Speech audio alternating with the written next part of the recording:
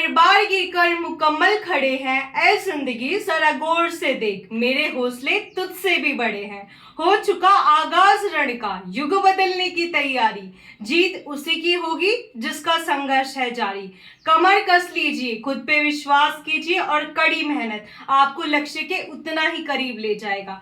तो आज मैं अंजलि आज आप सबका फिर से वेलकम करती हूँ एक नए सेशन में, जहाँ पे हमने खत्म किया आज उससे हम आगे बढ़ेंगे और बेहतरीन ढंग से चीजों को समझने की कोशिश करेंगे। तो देखिए, हमने कहा हमने क्या पढ़ा, हमने पढ़ा स्वर, हमने पढ़ा व्यंजन, हमने पढ़ा स्वरों का वर्गीकरण, व्यंजनों का वर्गीकरण। स्वरों की संख्या होती है 11, व्यंजनों की संख्या होती है 33। स्वरों का वर्गीकरण किया हमने 5 भागों में, व्यंजनों का वर्गीकरण हमने किया 8 भागों में। आज न स्वर न व्यंजन, इन दोनों को मिलाकर, इसके आगे जो चीजें, इन दोनों को मिलाकर वर्ण बोलकर आगे इनके बारे में दोनों के ही होते हैं, इनको समझने की कोशिश करते हैं। देखिए, सबसे पहले आता है स्वर तंत्रियों में कंपन के आधार पर वर्ण, कि स्वर तंत्रियों में कंपन के आधार पर वर्ण को कितने भागों में बांटा गया है? 2 भागों में बांटा गया है, अघोष या घोष या सघोष। देखिए, घोष की बात करते हैं। घोष का अर्थ होता है गूढ़नाद या कंपन। जिस वर्ण के उच्चारण में गूढ़नाद या कंपन होता है वो तो क्या कहलाएगा? घोष, या इसी को सघोष कहेंगे। ठीक है, जिसमें गूढ़नाद या कंपन नहीं होगा, जिस वर्ण के उच्चारण में गूढ़नाद या कंपन नहीं होगा, वो क्या कहलाएगा? अघोष वर्ण कहलाएगा।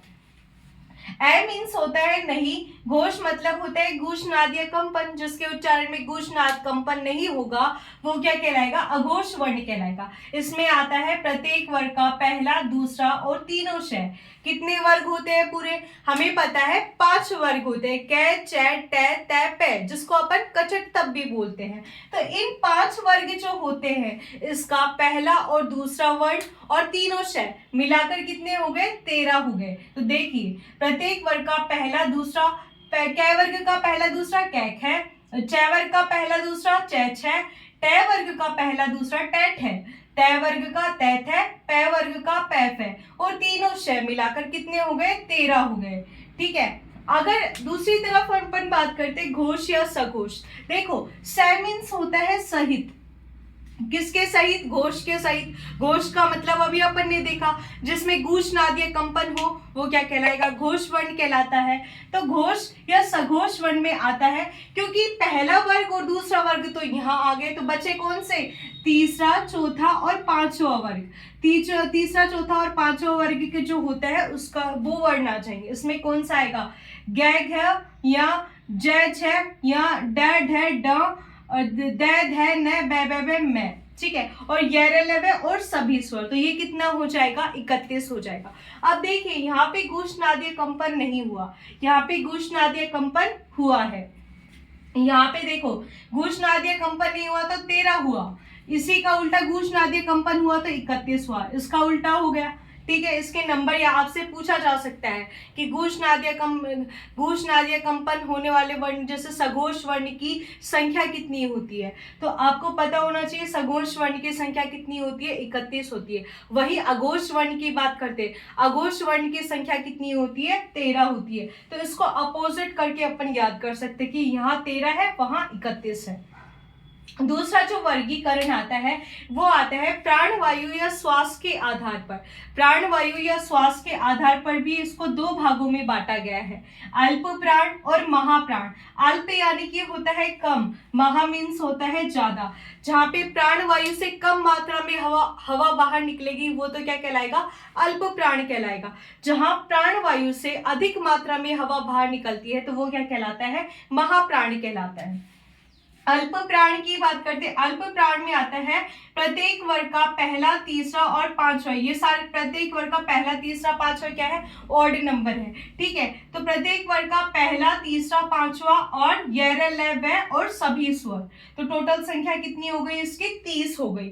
और महाप्राण की बात करते हैं, जहाँ पे क्या होता है? प्राणवायु, महाप्राण की बात करते हैं, मुख विवर से अधिक मात्रा में हवा बाहर निकलती है, इसी वजह से इसको क्या कहा जाता है? महाप्राण कहा जाता है। क्योंकि पहला, तीसरा, पांचवा यहाँ आ गया तो यहाँ पे कौन सा बचेगा? दूसरा और चौथा।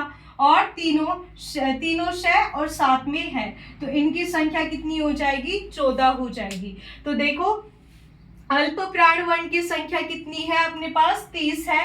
वहीं महाप्राण वर्ण की बात करते हैं, महाप्राण वर्ण की संख्या कितनी है? 14 है। तो ये वर्गीकरण है जहां पे अपन ने पहला वर्गीकरण किया स्वर तंत्रियों में कंपन के आधार पर। तो स्वर तंत्रियों में कंपन के आधार पे हमने दो भागों में बांटा, एक होता है कौन सा? अघोष या घोष, और एक होता है अघोष और दूसरा घोष या सघोष। ठीक है, ऐसे ही यहाँ पे अपन ने कहा प्राण वायु या श्वास के आधार पे भी हमने दो भागों में बांटा, एक होता है अल्प प्राण और एक होता है महाप्राण। तो ये था अपना वर्गीकरण जो बांटा गया है। अब आते हैं कि उच्चारण स्थान। देखो उच्चारण स्थान की बात करते हैं। उच्चारण स्थान का मतलब क्या होता है कि आपसे पूछा जाएगा कि नासिका से, इनमें से नासिका से कौन सा वर्ण बोला जाता है, दंत से कौन सा बोला जाता है। तो ये हम अपनी पढ़ेंगे अगली क्लास में, क्योंकि उच्चारण सूत्रों का जो पूरी एक टेबल बनेगी जिसको हम और बेहतरीन ढंग से समझ सकते हैं जब हम क्या करेंगे, इस टॉपिक को और उस टॉपिक को अलग करके समझेंगे, ताकि मिक्स ना हो चीजें। ये हर एक टॉपिक जो हमने जितने भी सेशन चलाए हैं, हमें इनमें केवल अपन उन्हीं चीज़ों को पढ़ रहे हैं जो चीज़ें एग्जाम पॉइंट ऑफ व्यू से ज़्यादा इंपॉर्टेंट है। तो ज़्यादा इंपॉर्टेंट है इसीलिए हम छोटी छोटी क्लास ले रहे हैं, जिसमें अपन केवल क्योंकि ज़्यादा लंबी क्लास लेने से क्या हो जाता है, लेक्चर और बोरिंग हो जाता है। तो हम छोटी छोटी क्लास ले रहे हैं और जितनी भी सारी जो इंपॉर्टेंट पॉइंट्स होते हैं उनको वो पढ़ लेके चलते जा रहे हैं। तो आज की क्लास में हमने पढ़ा ये, जिसमें अपन ने किसके आधार पे वर्णों को बांटा है, एक तो स्वर तंत्रियों में कंपन के आधार पर, एक होता है प्राण वायु या श्वास के अवरोध के आधार पे वर्ण को अपन ने इस तरीके से इसका वर्गीकरण किया। तो बस इसमें एक सेशन बचता है जो कि अपन कर लेंगे कल, क्योंकि संडे है तो सेशन छोटा ही होगा, बड़ा तो होगा नहीं।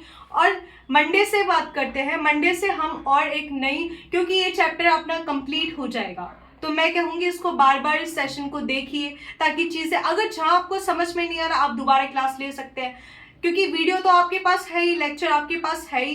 तो आप अगर आपको कहीं दिक्कत आ रही है तो आप उसको रिपीट कीजिए, 2 बार देखिए, 3 बार देखिए, जितनी बार आप देखना चाहें उतनी बार देखिए, लेकिन जब तक देखिए जब तक आपको चीज़ें और बेहतरीन ढंग से समझ में नहीं आ जाती। और मंडे से हम एक नया सीरीज चालू करने जा रहे हैं 20 दिन को लेकर, जिसमें होगा संकल्प सीरीज। संकल्प सीरीज क्या संकल्प लेंगे, क्योंकि राजस्थान एसआई का पेपर आ रहा है। राजस्थान एसआई का पेपर है 5 अप्रैल को, जिसमें बहुत लाखों संख्या में भीड़ उमड़ पड़ी है और हमें अपना सिलेक्शन चाहिए और कड़ा विश्वास चाहिए, कड़ी मेहनत चाहिए। यार जो भी हो अपन को करना है तो जुड़े रहिएगा। 20 दिन लगातार नॉन स्टॉप अपनी क्लासेस होंगी और आपको 20 दिन में जो मेन टॉपिक्स है, मेन पॉइंट्स है जहाँ पे आप नंबर स्कोर कर सकते हैं, हम उन चीज़ों को कवर करेंगे, क्योंकि हिंदी एक बहुत मेजर रोल प्ले कर रहा है एसआई में। आप देखोगे कि 2 पेपर होते हैं जिसमें से एक पेपर तो पूरा हिंदी का ही आ रहा है ना।